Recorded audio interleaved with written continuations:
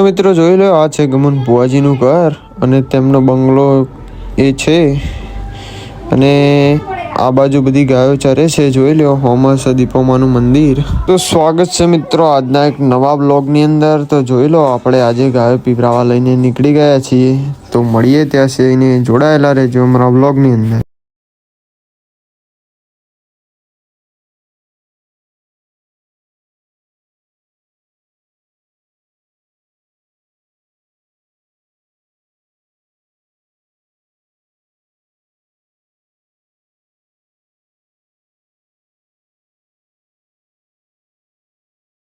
તો મિત્રો જોઈ લો, આપણે ગાયો પાણી પીવરાવા લઈને આવી ગયા છીએ.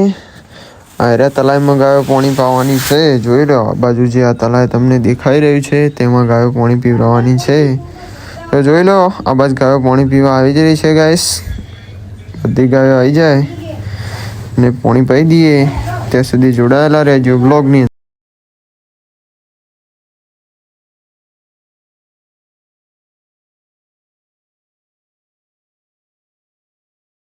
તો મિત્રો ગાયો પાણી પીને આ બાજુ આવી રહી છે. જોઈ લો, પાણી ઘૂઘરી આવે. તો જોડાયેલા રહેજો બ્લોગની અંદર. આપણે ખેતરમાં જઈ અને મળીએ.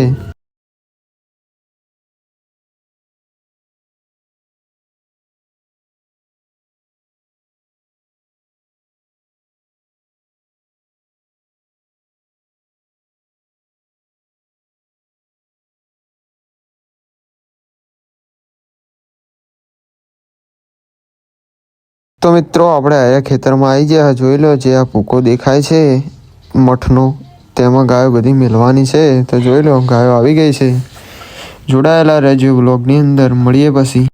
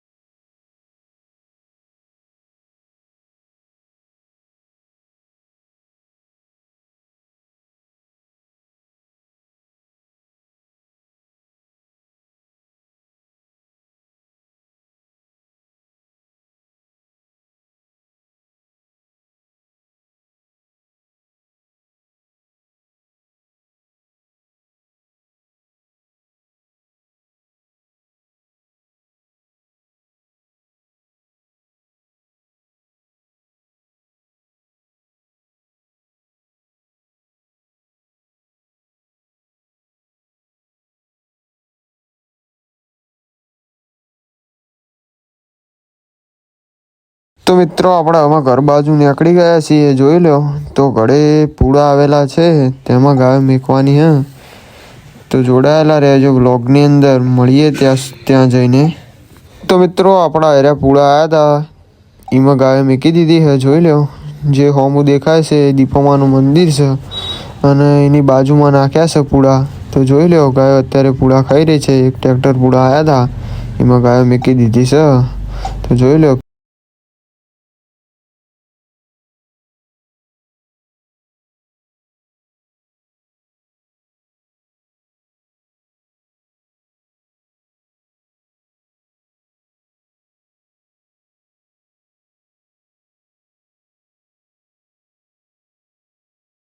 તો મિત્રો જોઈ લો, આ બાજુ છે ગમન બુઆજીનો બંગલો અને આ બાજુ ગાયો પૂળા ખાઈ રહી છે. તો જોઈ લો, અડધી ગાયો ચેડી હતી એ પણ આવી જાય છે. તો જોડાયેલા રહેજો બ્લોગની અંદર. બધું બતાવીએ તમને. તો મિત્રો આપણો બ્લોગ પૂરો થાય છે. તો તમને અમારો બ્લોગ કેવો લાગ્યો કોમેન્ટમાં જણાવજો. મળીએ.